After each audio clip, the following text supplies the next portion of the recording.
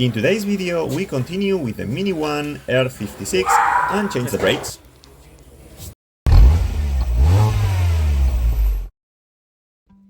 Hello everyone and welcome to my channel DGL Auto Service.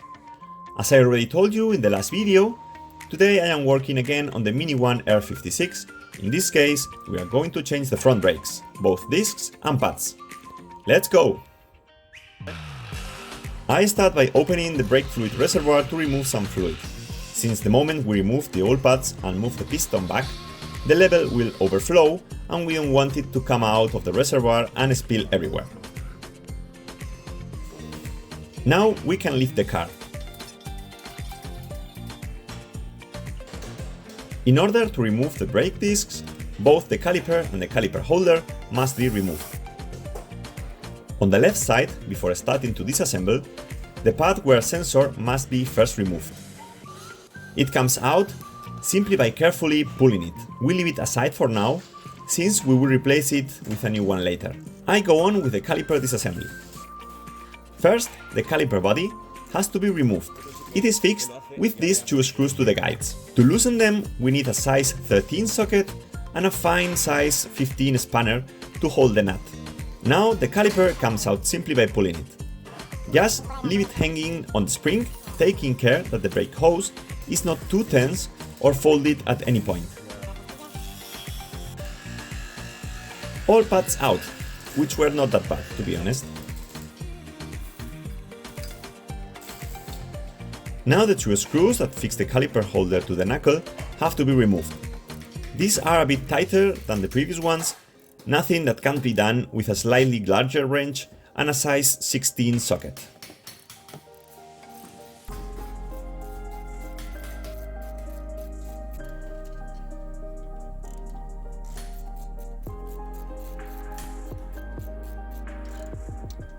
We remove the holder and then the rotor can be taken out by loosening the screw with a size 50 Torx.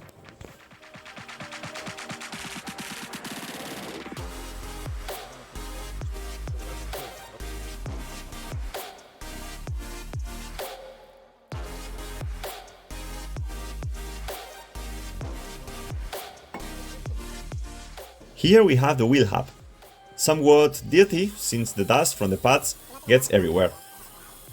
Let's do some brushing on the surface so that the new rotor sits perfectly.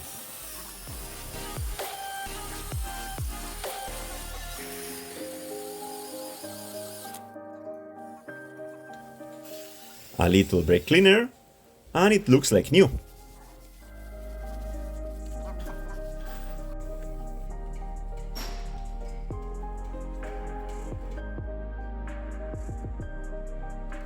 It is important to also clean the new rotors with brake cleaner, since they come oiled so that they do not rust during the time they are stored and traveling around the world.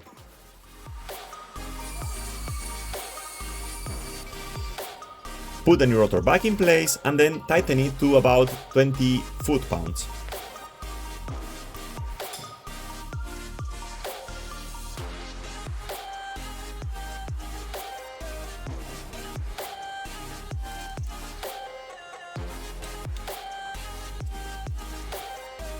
Before starting to assemble the rest of the parts, we have to prepare the new pads and calipers.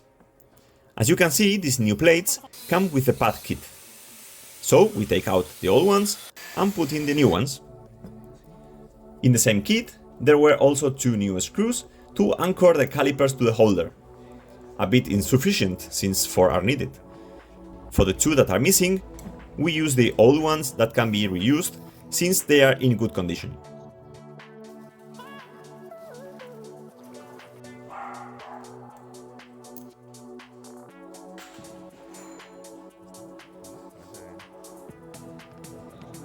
According to the manual, you have to put some copper grease on the pads in the area that is going to slide through the caliper plates.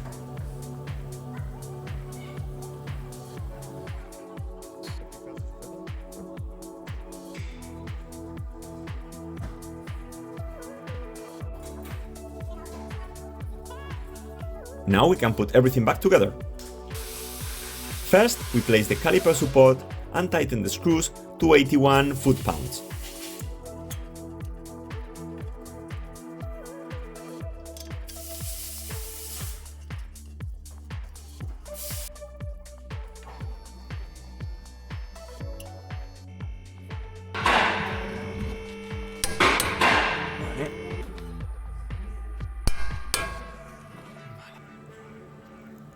We place the pads, paying attention to placing the one shaped for the wear sensor on the inner side.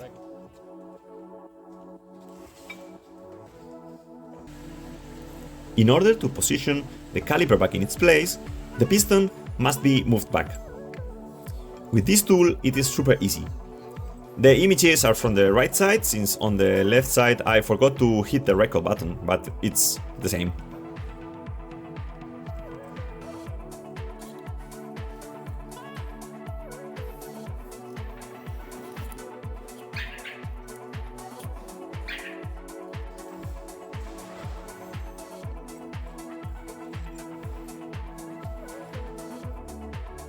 We can now place the caliper and tighten the screws to 26 foot-pounds.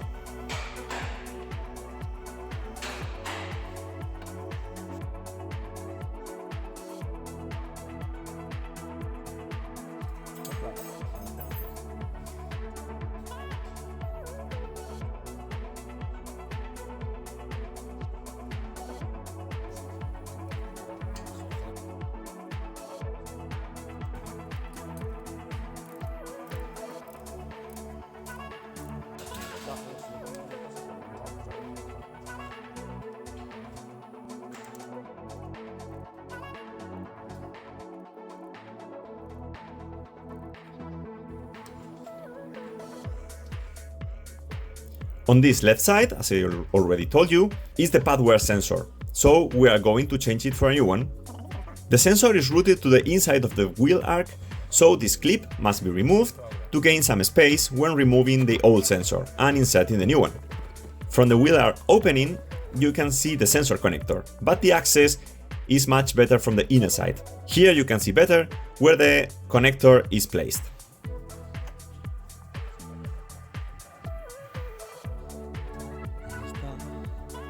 We disconnect it with the help of a flat screwdriver. In order not to lose the position of the cable fastenings, we place the new cable as we remove the old one.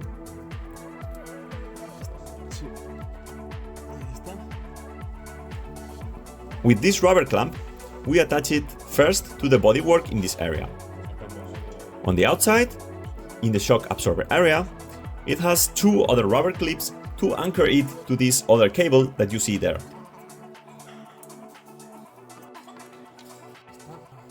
This is the last fixation to that cable with another piece of rubber that also acts as a separator to the shock absorber.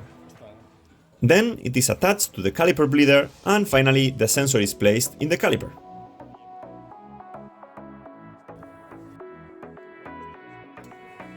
We put the wheel arc clip back and close the wheel arc cover.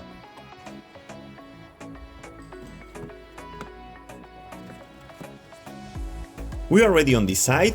We can put the wheel and copy paste on the right side.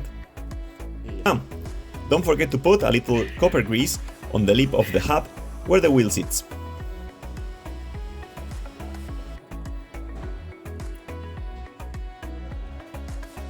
Now we just copy paste on the other side. Between this video and the previous one, as you have seen, we have done the annual maintenance and changed the front brakes, so we have to reset the warning on the dashboard.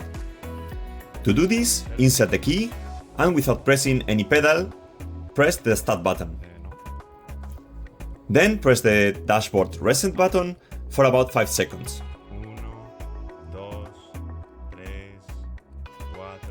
The message appears, and then with the BC button on the lever, we move through the symbols until the one for that we want to reset appears, for example, the brake fluid. We keep the PC button pressed for a couple of seconds, reset appears, then we release it and press it again until the kilometers and maintenance date are reset. Now we move on to do the same with the inspection, this symbol. In this case, you have to press the PC button to set the month.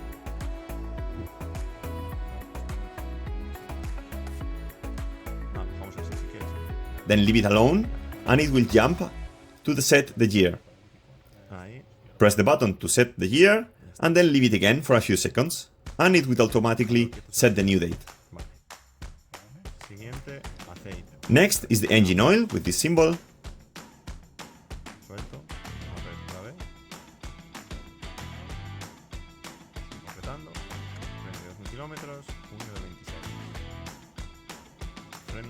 And finally the front brakes, which is this other symbol.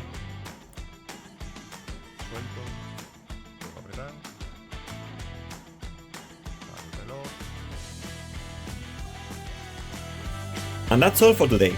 If you liked the video, give it a like, it helps the channel a lot. As always, in 3 weeks, I will bring you a new video. If you don't want to miss it, please subscribe to the channel. And if you have any doubts, questions or suggestions, you can leave them in the comments. Thank you for watching, bye bye!